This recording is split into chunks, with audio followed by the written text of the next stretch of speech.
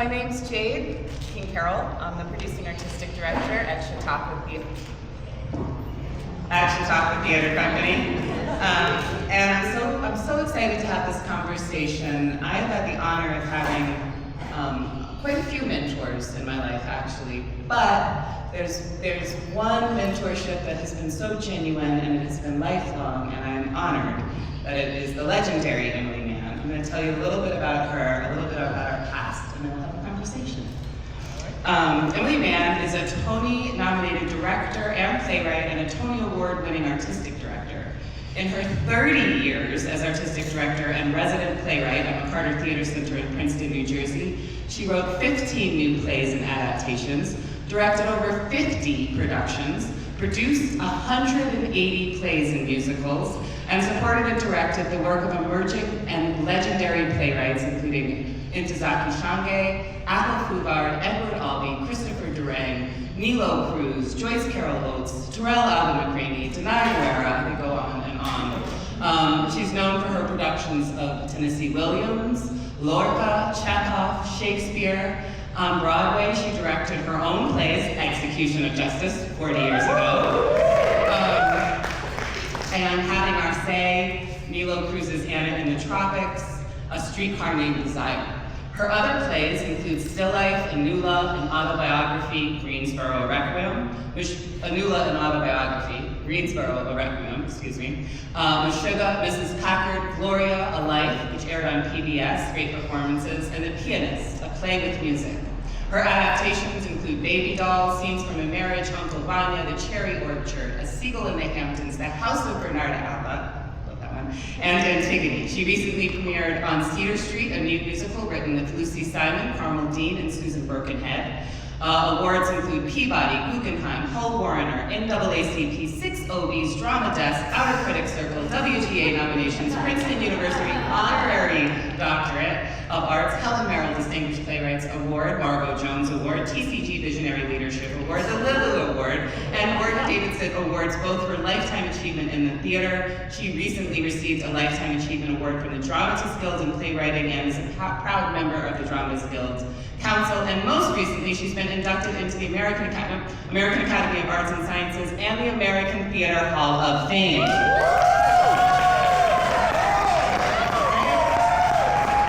We are very lucky to have her. She just completed a new play, Code Red, that I cannot wait to see. And I have known Emily since 1984, before I was born.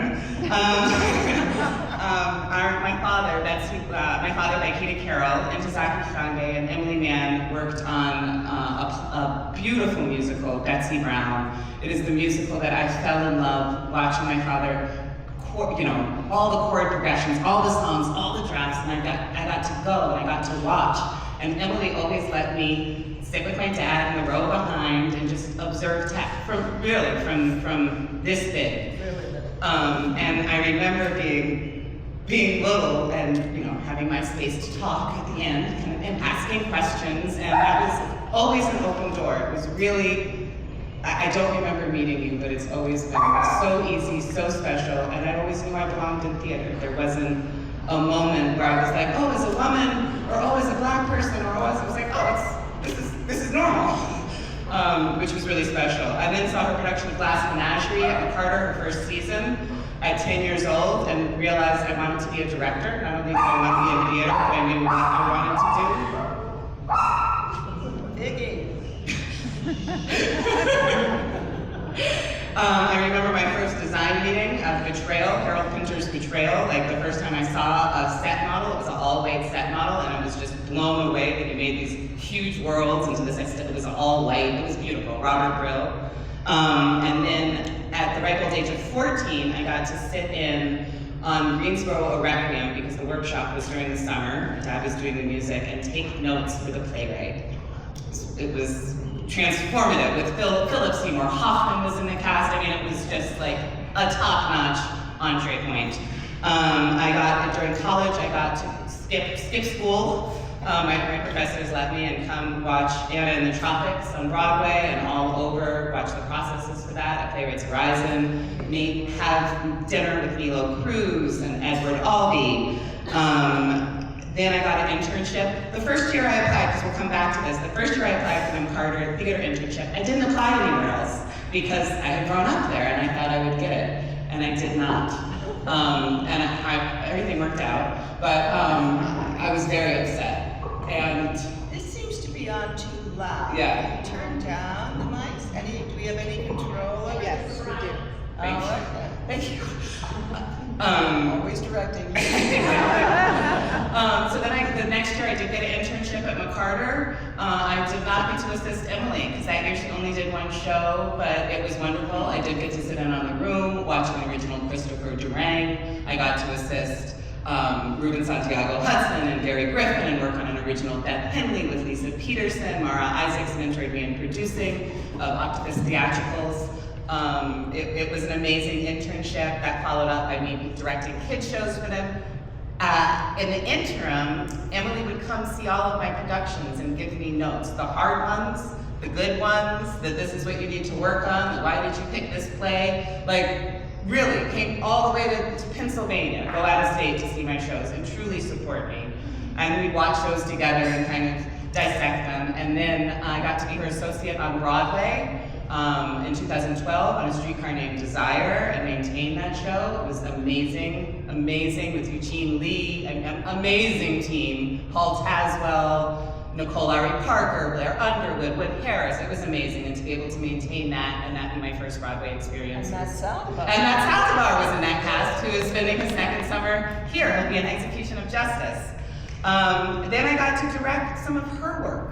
I got to direct Having Our Say, which I was in the original, I saw the original productions. I got to watch Gloria Foster and Mary Alice and observe Tech in 1994, my first Broadway opening, so that I got to direct it 20 years later, and have Emily work on that production with me.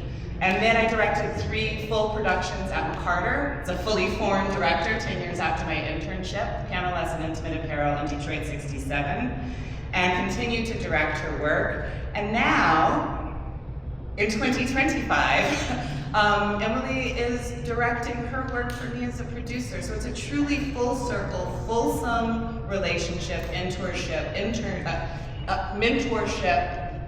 and I feel like, I mean, we're family at this point and friends, but the mentorship continues. Even in taking this job, there are many times I have asked Emily how to deal with both just human relations, budgets. Emily wrote the recommendation letter for our grant to the Roe Green Theater Center. She's just continues to be completely in my corner and available, and I couldn't be happier. So I have a few questions.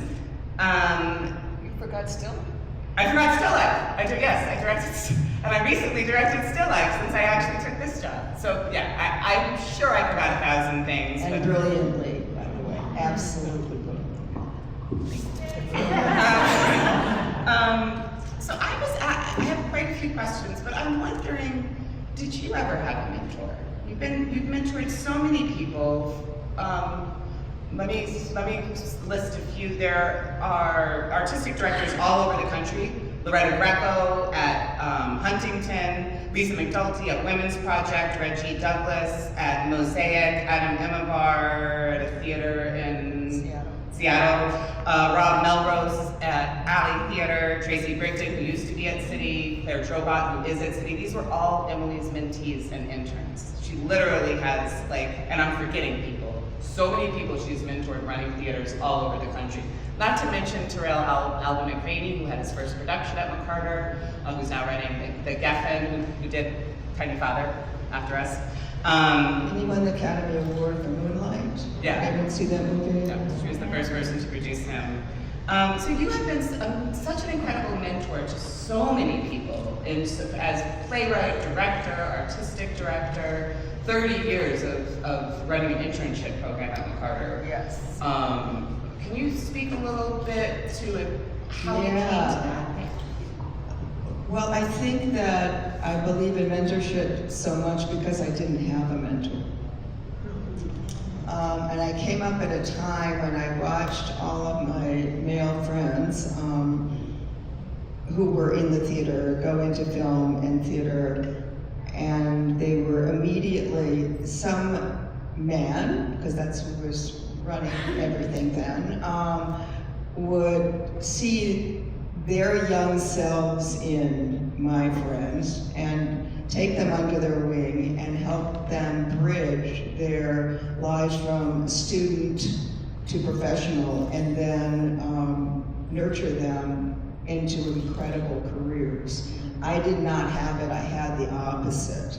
I had people telling me, for example, when I graduated from Harvard in 1974, I had been basically running the Harvard program. I was an actress and a director and a playwright, and that was the little star then. And we were all went on to have extraordinary careers, but I remember saying to the man who was our advisor there, I'm trying to decide whether I should go to the West Coast and become a film director or go, to New York or to Yale and become a theater director. And he said, oh my dear, I should have told you earlier, you may be quite talented, but women can't direct or write professionally for the theater in this country.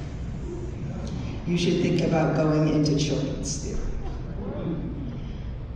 So the top of my head sort of exploded in a rage, and I was very lucky that I had been fortified by two feminist parents. My father was an early feminist, and he told me I could do whatever I wanted to do. So I was just kind of ready to do that, and my mother as well. And I had the great good fortune of being exactly at that point in time when there were people like Gloria Steinem and the women's movement, the second wave feminism had hit, and we all felt that we could do what we wanted to do.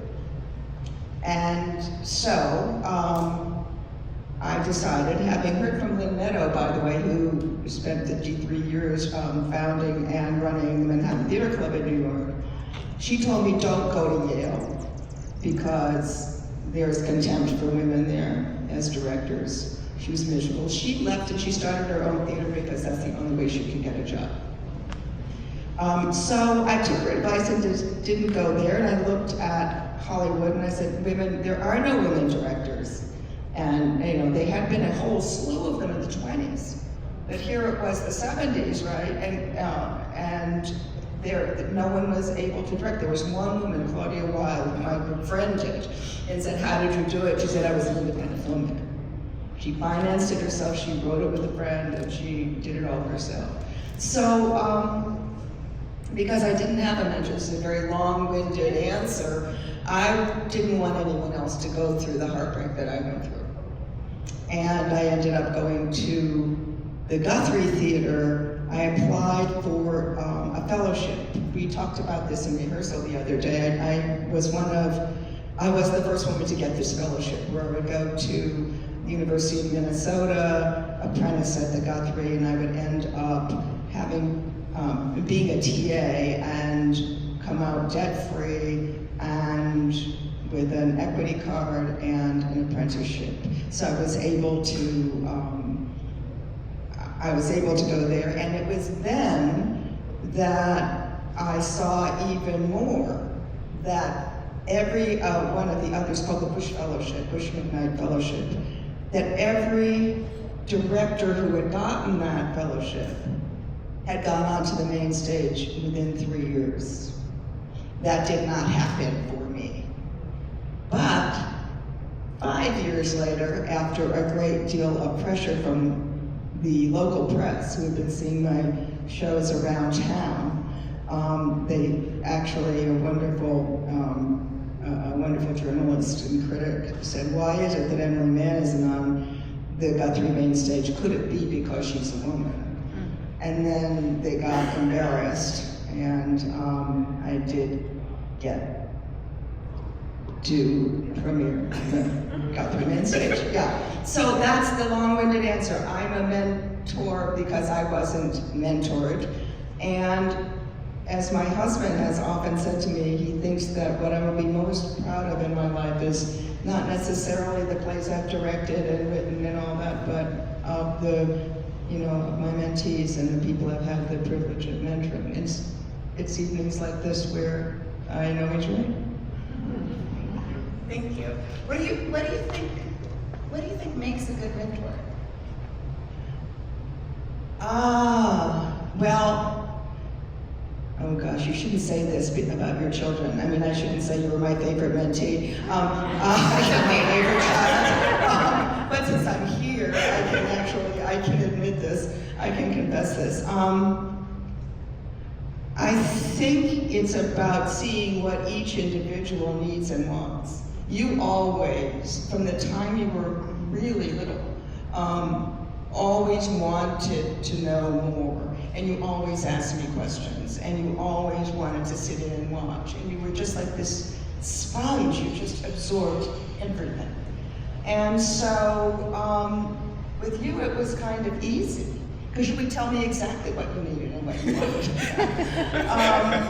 The others, often I would have to give, and I'm not going to name names, but when one of my, another just star mentee of mine, finally, and I was a big cheerleader for him to get this artistic directorship, he called me and said, "What do you think my greatest weakness might be, and what should I be working on?" And I thought that was an amazing question. And I said, well, from what I can tell from, I always put my ear to the ground, and gossip is underrated. You always want to know how other people are talking about, well, I want to know how other people are talking about my mentees, and myself too, of course, but mainly my mentees. And I had my ear to the ground, and I said, you know what? You may be the smartest person in the room, but you can't let other people think you think that. It's alienating, and what you want to do is open up to them and find out what they have to offer. And eventually, if you are open enough, you'll take the best ideas in the room, and that will make you the smartest person in the room. But that kind of arrogance will sink you. And he was very grateful for that. And he made, in actor jargon, an adjustment. And he felt a really big change in his theater. That's great. Yeah, so, but he asked me the question. Yeah. I didn't call him and say, I've been hearing it. Yeah. Is there a difference? Oh, well, I go back to that question. So there's right now you're working, which you don't normally do. Thank you so much for coming to Chautauqua and working with our young professionals as well as equity, which I think is a shorter term, a different kind of mentorship. Yeah.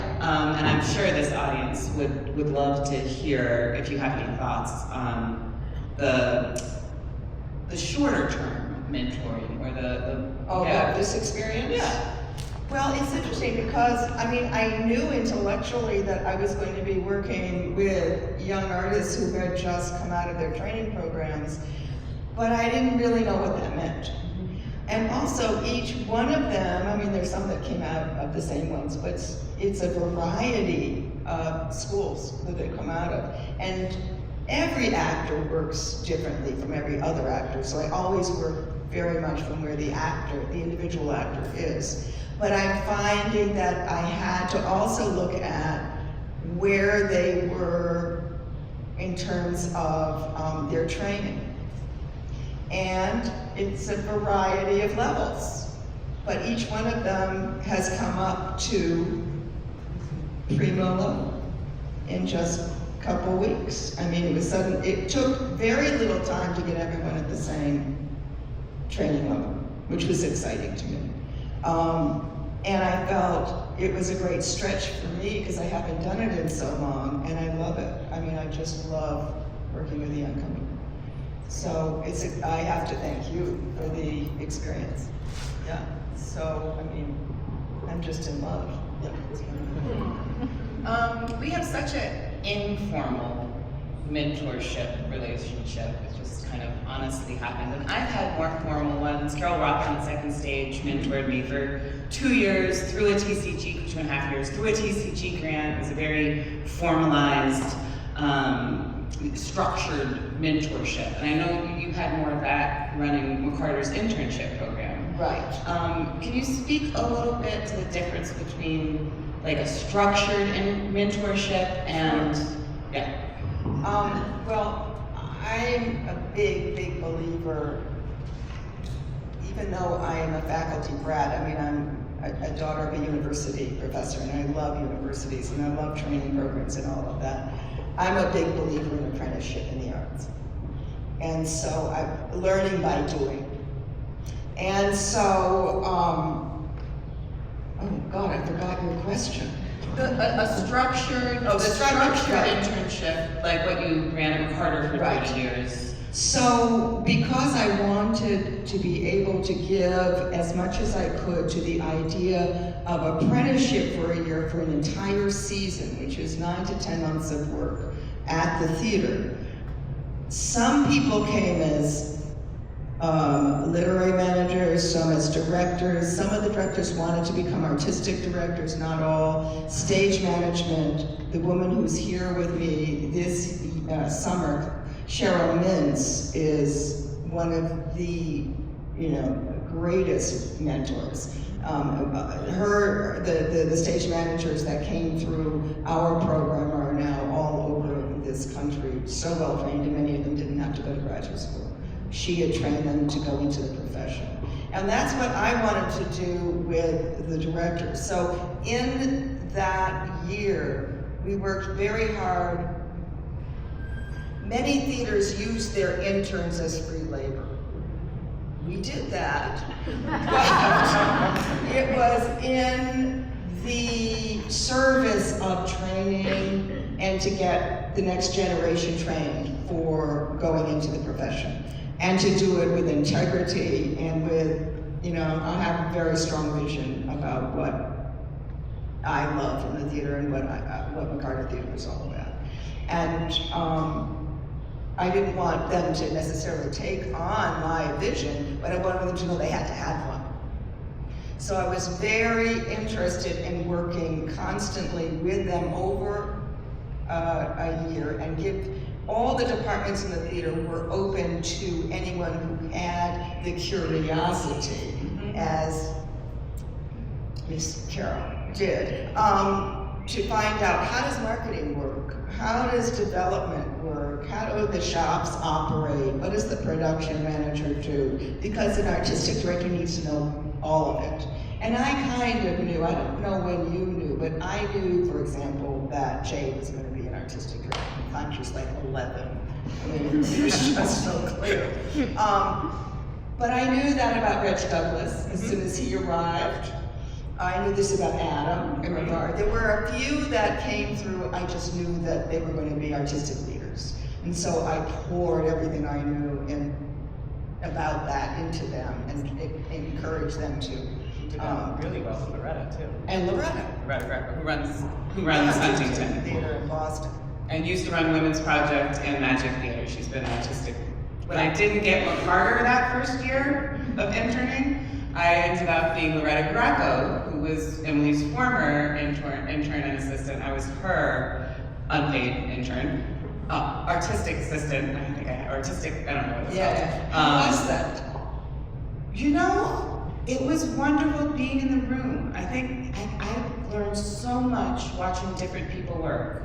And we had that first year, I was an assistant director, I was Loretta's assistant. So I got to be in the conversations about how the plays were made, and they were doing an Antigone project, which was 8 to 10 different writers, like Lynn Nottage, it was amazing writers, both Ann Kaufman, Annie Dorson, I'm trying to think of all that, I won't remember everybody. It was an amazing group of people, and to see how she formed that and to see how the conversations were was great. It was challenging. I couldn't afford to move to the city. I still lived in Kingston, New York, which was about an hour and a half outside. So I had to take a bus in every day, which is where I slept. No joke. It was a full-time internship, 40 hours a week, more during tech. And I had to bartend full-time to afford to get into the city every day, to afford that bus ticket. So I was doing like, my first year out of school, I was doing like 100-hour weeks, kind of like what we're doing now, Emily, clinic. So it was rigorous. I learned a lot. I was asked to do a lot. It was in the days of like, oh, there's some dead mice in the dressing room. Do you mind going and just making sure that the mouse traps are empty this morning? And they weren't always. But I also got to be in the room with Loretta Greco and Lynn Nottage and work on an original Loretta Groff and see my name in the dramaturgy program. You know, dramaturgy by Jade Carroll next to all these luminaries I had been studying. It was hard, it was great, and I was in internships and fellowships and mentored by different people, always with Emily, still in touch, not as good a touch as I could be with Loretta, but we still have each other's emails and exchange. And then I was in internships and fellowships from 24 to 32. I was not without a grant or being a New York Theater Workshop Fellow, a Second Stage Fellow, New York City Council of the Arts Fellow, a Women's Project. I was like, I just applied for everything because I wanted the knowledge, and I didn't go to grad school. Grad school wasn't fully funded, and both my parents are artists, and I didn't want to just be doing remounts of Disney shows forever. I wanted to actually have a directing career, so I aggressively reached out to people. I mean, Michael Greif didn't do email, is what I was told, and I had worked on him for a workshop of Feeling Electric before it was Next to Normal, and I had such a good time. And I went to Carroll and Chris, and I was like, I want in on this project. And they were like, well, he doesn't really, it was like a soft no that I wasn't hearing, so I wrote him a handwritten letter. I was like, oh, he doesn't do emails? I'll just write a letter. And I got on that show for 2 years, but it was that kind of, I didn't have a fear of being in a room because of the foundation that I had. And then also people like Carroll Rothman called up Emily and said, should I hire this person? I mean, that happened a lot in my early careers, so. More than I know, probably. Yes. I think just about every job. Yeah. Just about every job. Yeah. But it was very easy to say, are you kidding? Of course. I mean, it was, I don't know, I think another part of being a good mentor is you only pour all you've got into those people you truly believe in. And so it wasn't, everyone didn't get an equal amount of my support in me. Thank you. Thank you. Yeah, but I mean, that makes sense, right? Yeah. Even though I had 2 a year, so that means I had 60 directing interns over the course of my tenure at McCarter. There are probably 10 that I helped, really actively helped get where they needed to go and was always available to them. And the others, every once in a while, sure, fine. But it was all, there was a hierarchy.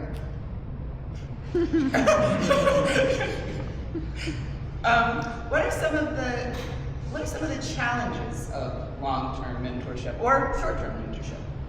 Well, I think one of the,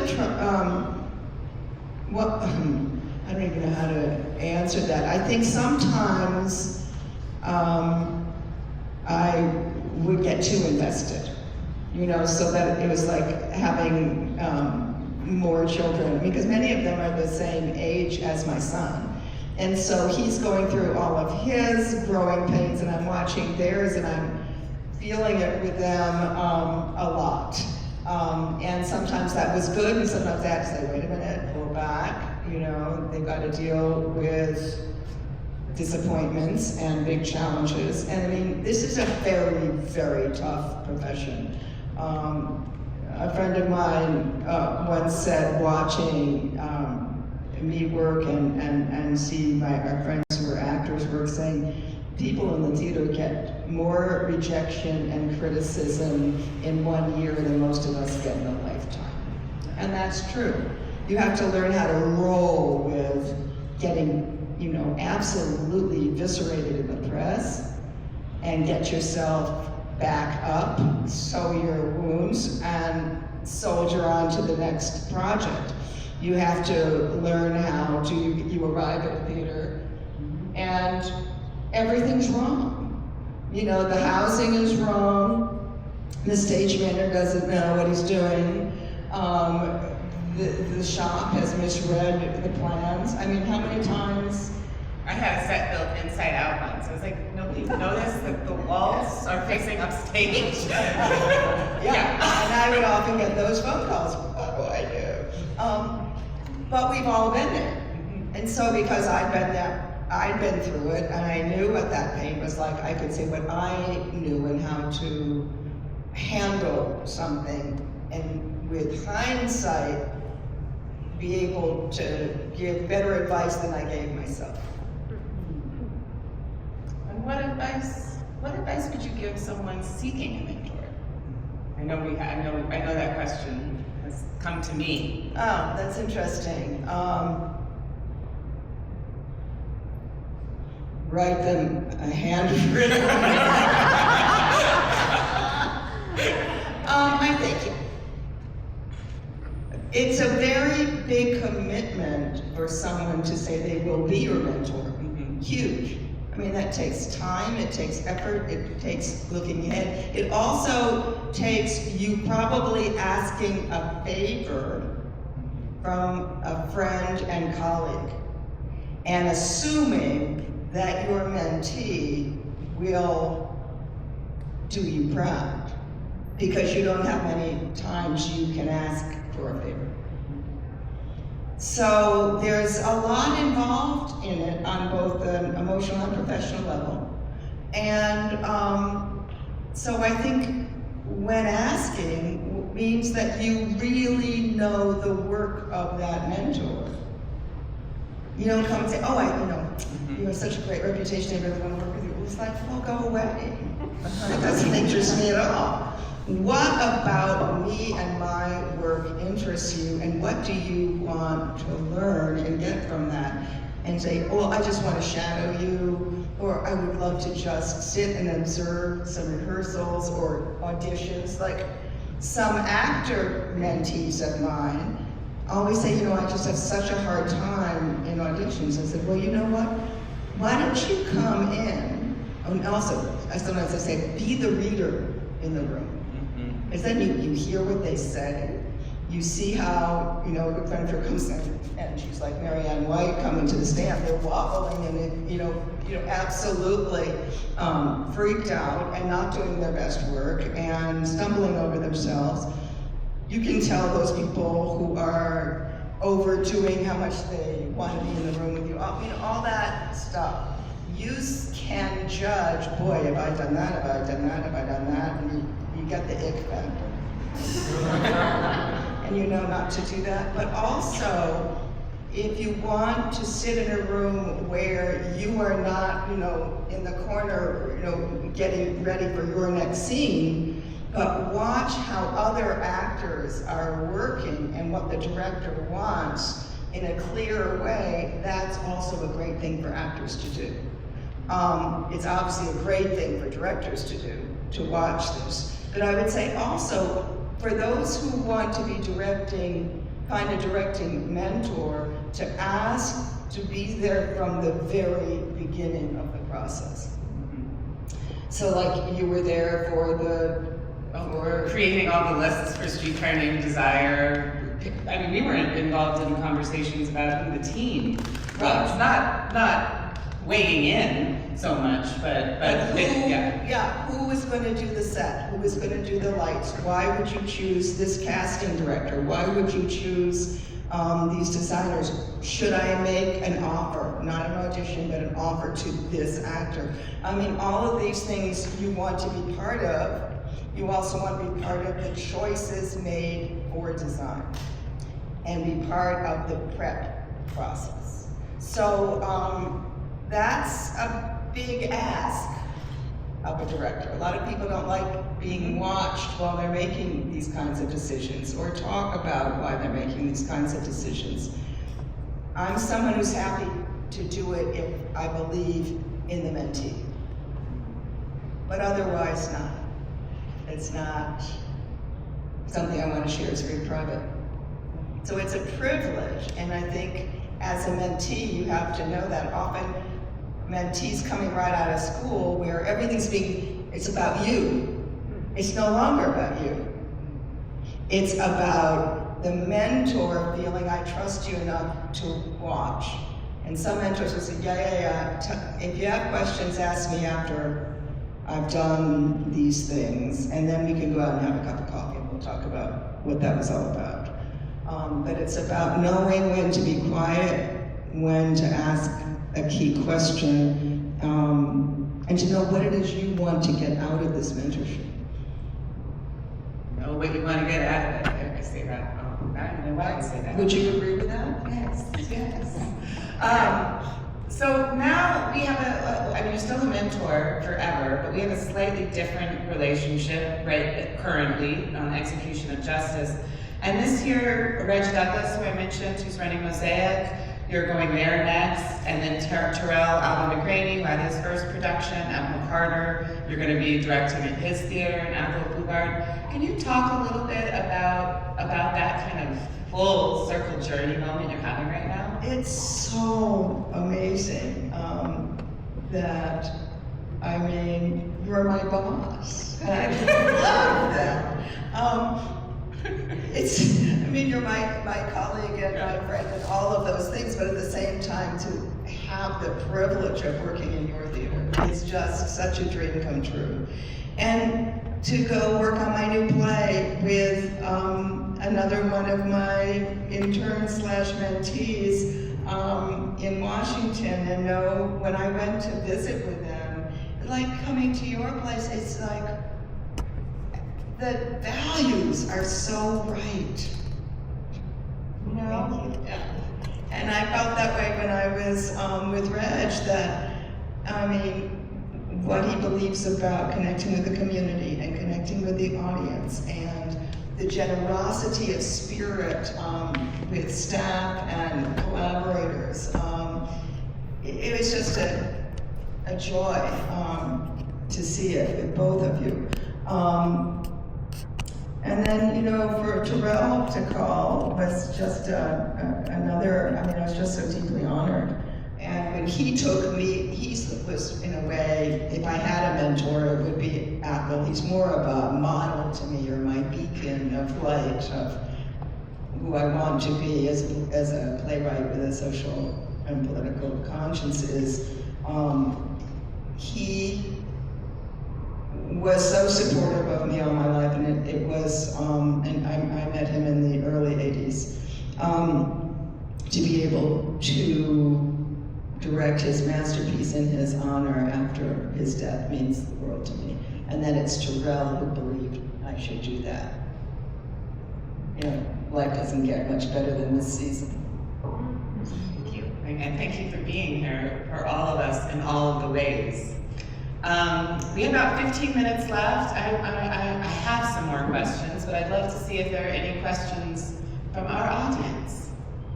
Yes, Amari. You talked about how you had 60 mentees. Hold on 1 second so we can hear you. You talked about how you had 60 mentees, and then there's 10 that you really felt to put your full faith in. I'm curious on the separating factors between the 60 and those 10. Well, let's get down to brass tacks here. All right, let's separate the 10 from the other 50. Ambition. Ambition need not be a dirty word. These people, the 10, wanted to make a difference. And it's 10% talent and 90% drive. They were willing to do what it takes. They had a vision, each one of them, of what they thought theater should be about. They were dedicating themselves to the theater as an art form and not to become famous. They wanted to do the work for the sake of the work and do it at the highest level possible. They set extraordinary standards for themselves and were great company members. And I liked them. Phil, sorry, Phil. When embarrassed Jade to ask you to make that a little bit more specific, you said that you knew early on that you'd be an artistic director, and we all, of course, now think that's so obvious when we consider ourselves very lucky to have somebody so accomplished and talented and smart and creative and poised and terrific as our artistic director. But what was that kid like? What was that kid you met like? And how did you know that? That's such a great question. Well, she doesn't remember, but I actually met her when she was 4 years old, and she was in a workshop at the Public Theater with her father writing the music, and Ntozake Shange writing the book, and me directing and co-writing the book. And she sat there like she was on the stage. She was just this little person like this, and just absorbing everything. She was magic. Yeah, she was just riveted. A few years later, I remember we were talking about plays, and I talked to her, I think it was Tennessee Williams. Tennessee Williams and then O'Neill. I remember being in the back seat of the car with the 10 Lost Plays, and you asking what I was reading, and then laughing that it was the 10 Lost Plays, the Sea Plays by O'Neill. I was like 10. Yeah, when she was 10. And the thing, as she was getting older as a child, I would mention a play or a playwright, and she ended up liking it. She would end up getting every single play that playwright had written. I mean, this is a child, and she's reading through all of it just voraciously. I was a voracious reader, but nothing like that. So I knew right away that she had one of these extraordinary minds, and it was a mind for literature, the arts, and the theater. She also has an incredible musical sense. I'm talking about you in the third person. It's weird.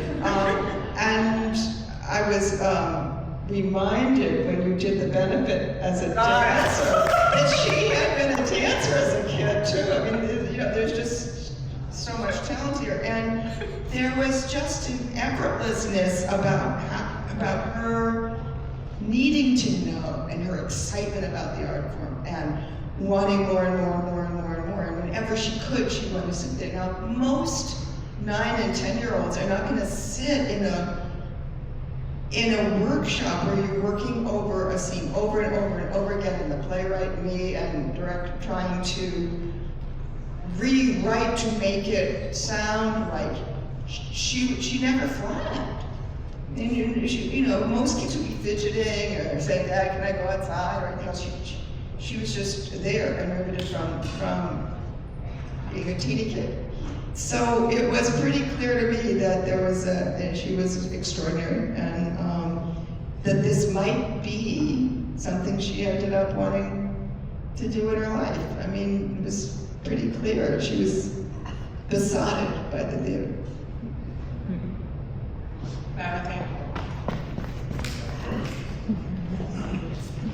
Yeah, I have a question about balancing that hunger, because I'm an actor, and, right now I'm behind the camera, and I'm learning as much as I can because I have a very specific thing I want to do and a very specific audience in San Diego, in Southeast San Diego, and I think that there's this around the corner of it when I'm not being fed, because I don't think I see myself or I don't see San Diego, my San Diego, of like feeling like, well, where do I go now? Like, where do I find that inspiration?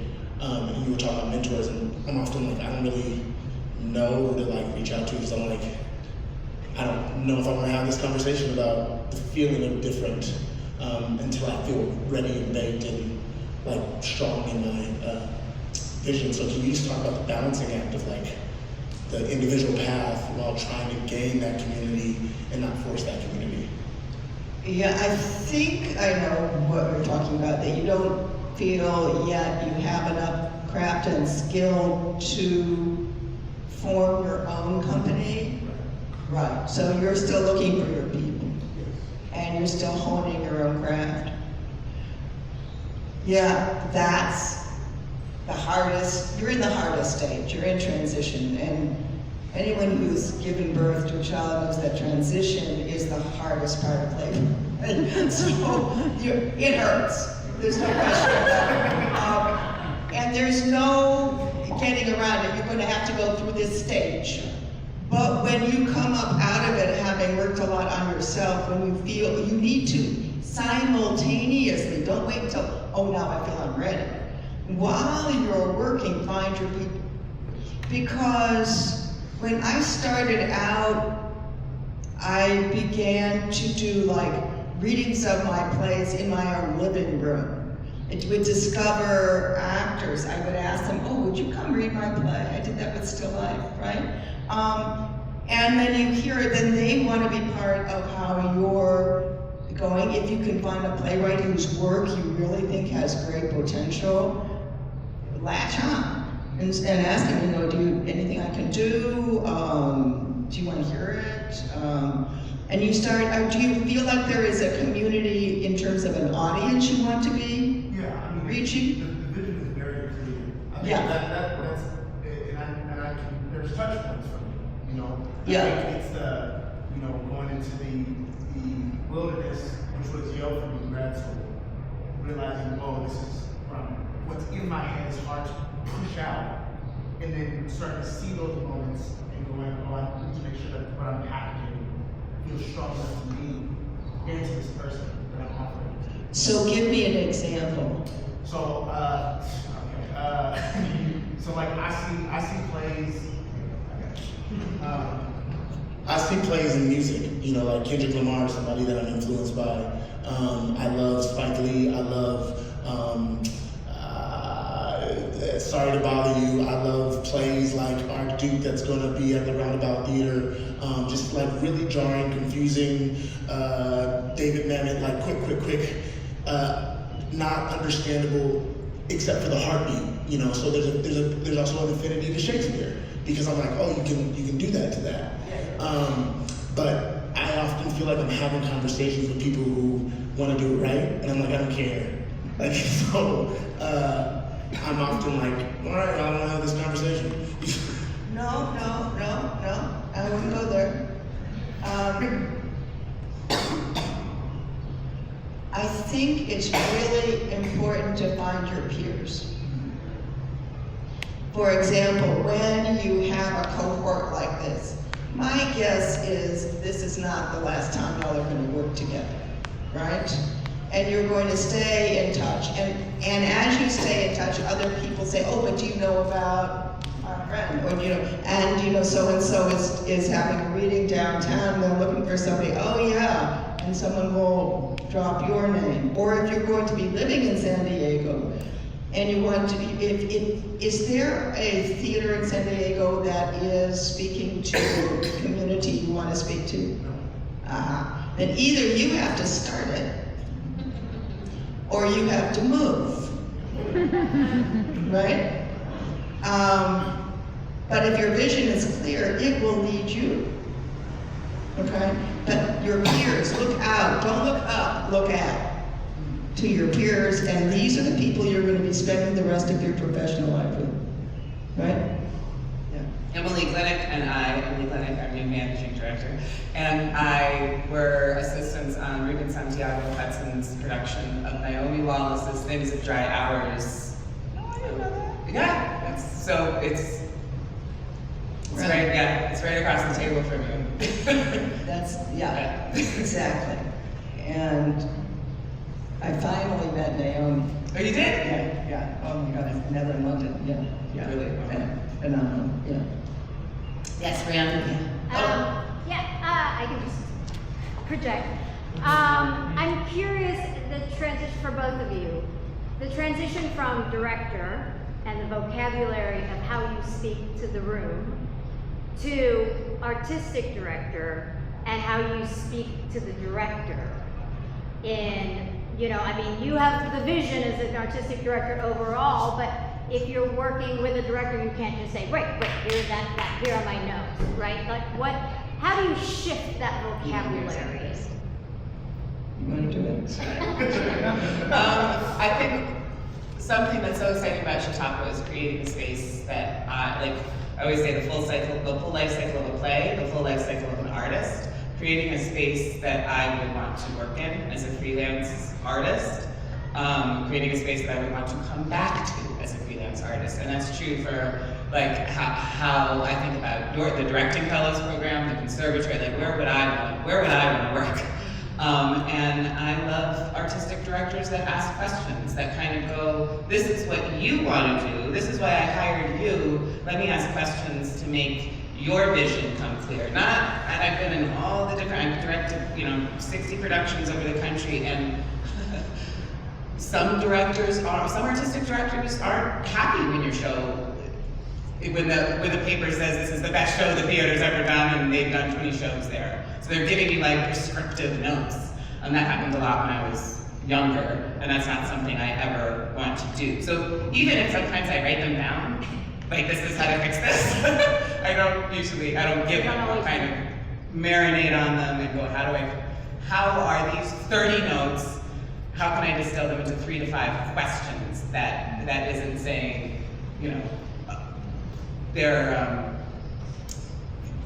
that isn't prescriptive. I think it's pretty much the same answer. You hired someone because you believe in them as a director. And then as the artistic director, you're watching all this, you've probably talked about the show somewhat. You've heard what their vision is in their first day of rehearsal.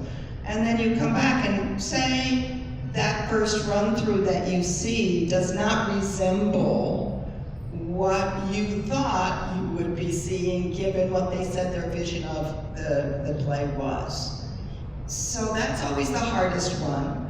And like Jade, I sit down with the director, and in the old days when I still had a drink of alcohol now and then, I would sit down over a drink and say, let's talk about this.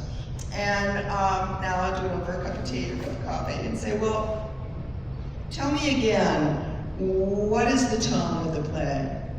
What are you thinking here? What's the tone? What is the story that you want to be telling? When you have these 10 strobe lights going in the third act, why? What is it? It's always a series of questions so that they can answer it and they go, oh, right, I don't need that. Why did I do that? Oh, right, yes, I had forgotten that I wanted to have this be a very comedic first act that went further and further into darkness and then crash. I mean, I forgot my own roadmap. So that can happen. And a good artistic director, I think, reminds the director of what they want. And I think it's often when you're working with certain actors or actors of a certain age who have been around forever. Especially one of the first productions I did was The Persians, and I was 20, I lied about my age. So you're 30? I was yep. And I was in my 20s. And every single person I cast was twice my age. So how I gave notes, I had to be so careful, and I learned quick to ask questions, to not make anybody feel like I was, I wanted them to do it my way because they were all older men. One guy would say, you remind me of my daughter every time you came in, just keeping me in my place. So I had to be very delicate about how to get what I wanted without turning anybody off. And I use that with directors, not that directors aren't hungry for notes, but I use that kind of gentle massaging so my idea can become your idea and you want to do it. If something's really off, I think it's the same skill set. Yeah, we're very similar that way. Yeah, I never make an actor wrong, or I try not to. It's always to find out what the next level can be that they can get to. I would never make a director wrong. Ask the right question, they will solve it often in a more interesting way than you would. Which is why you hired them to direct. Right.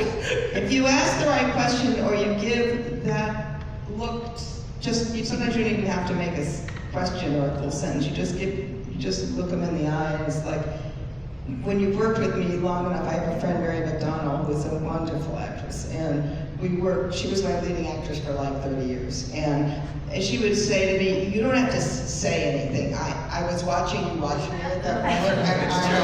So it's like, after a while, it's osmosis. You're giving each other, I'm taking from what is being given to me and I'm giving back, and I want to know how much further can we go, or how much deeper can we plumb. And it's never about being right or wrong. Never. Because that just tightens you up. And there's no, right? I mean, And there isn't such a thing, right? yeah. So not a question, but we've been going to MacArthur since 1978. We were there before, during, and after you. Before you, I would say that the theater at MacArthur was scattered. And you brought in a consistency at a golden age. It was fantastic to have you there.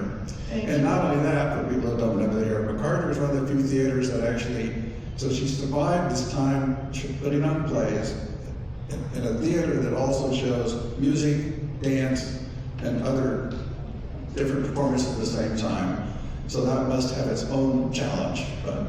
Yes, it's a lot. I mean, there was a great impresario named Bill Lockwood who did the booking of the theater dance. Yes, yes. But it was in a way, I love what you do at Chautauqua in 10 weeks is what we would do over a whole season at MacArthur. Yeah, it's just a very exciting community to be with because of the breadth of love for the arts, but also education and other stimulation. This is a magical place. We have time for one more question. Lily, can we? Yeah, Lily.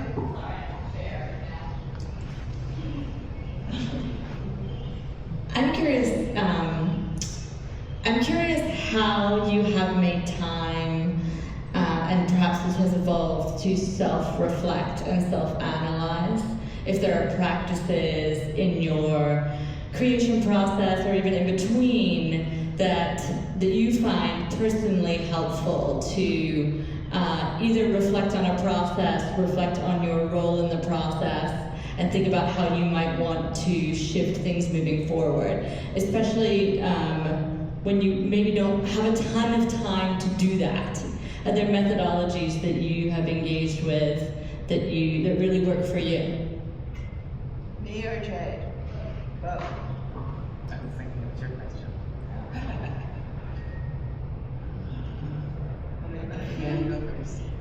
Well, I'm looking at this in your arms.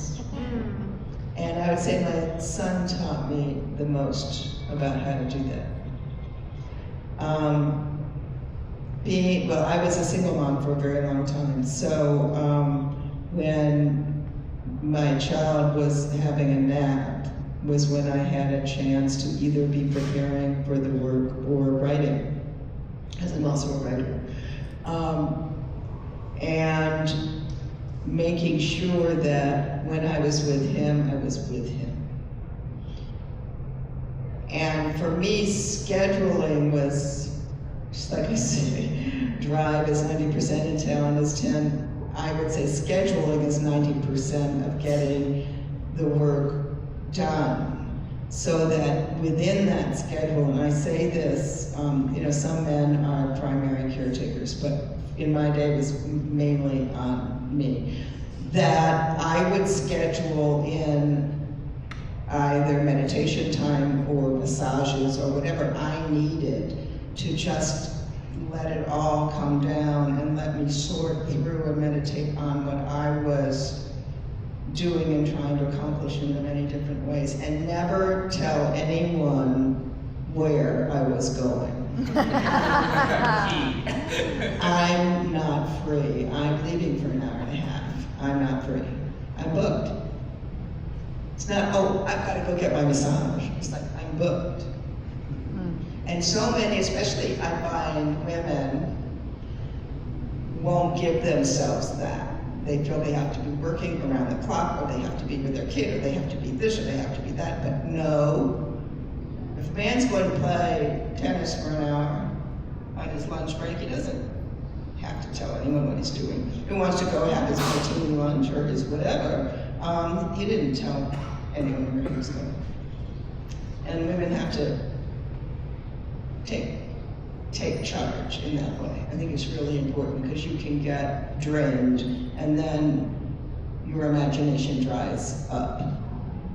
And you're not good to anyone. Never mind, not good for yourself, but you're not good for the people that you're working with creatively. So sometimes, my mother once said a wonderful thing to me, please don't take this wrong. She said, I think you're going to make a great mom because you're so selfish. I said, what? Me selfish? She said, yeah, you have to be. The only way a child will be happy is when they have a happy mom.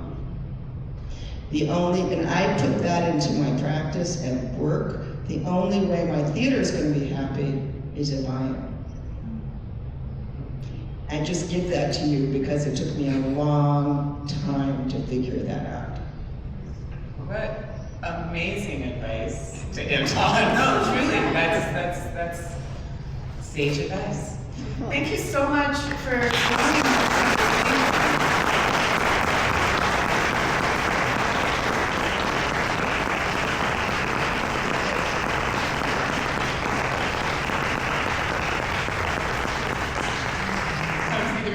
Bond was Dominican this week. We'll be back here Thursday at 12:15 to talk about that, and then we'll have execution of justice following that. Emily Mann has one of her amazing books, 4 Testimonies, with 4 of her plays, and Holly and Meenakshi are back there, and nope, they're right here. And Emily will sign a couple of copies after if anybody's interested in purchasing one.